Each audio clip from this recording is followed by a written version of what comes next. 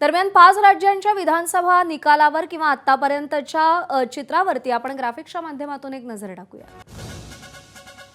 आसाममध्ये 126 पैकी 126 जागांचे कल हाती आलेत। भाजप 101, काँग्रेस 19 जागांवर आघाडीवर आहे। AIUDF 0 जागा तर इतर पक्ष 6 जागांवर आघाडीवर आहेत।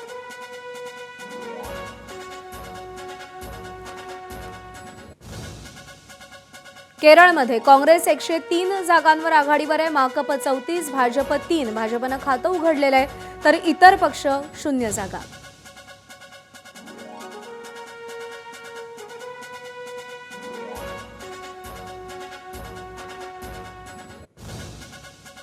पश्चिम बंगाल मोठं राज्य ज्याकडे देशाचं लक्ष होतं।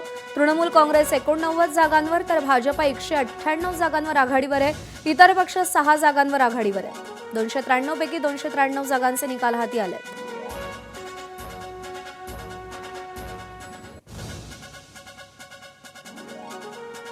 तमिळनाडू द्रमुक आणि काँग्रेस 74 जागा, अण्णा द्रमुक आणि भाजप 53 जागा, TVK 107 जागांवर आघाडीवर आहे तर इतर पक्षांना खातंही उघडता आलेलं नाहीये।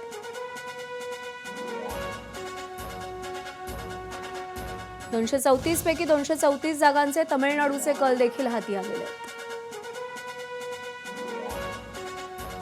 पोंडिचेरी, पुद्दुचेरी भाजप 22 जागा, काँग्रेस 6, TVK 0 आणि इतर पक्ष 1 जागेवर आघाडीवर आहेत।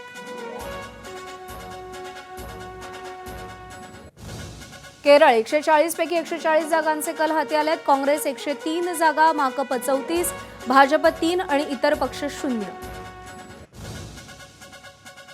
पश्चिम बंगाल 293 पैकी 293 जागा, तृणमूल काँग्रेस 89, भाजप 198, 200च्या दिशेनं घोडदौड सुरू आहे। काँग्रेस 1 आणि इतर पक्ष 5। ABP माझा, उघडा डोळे बघा नीट।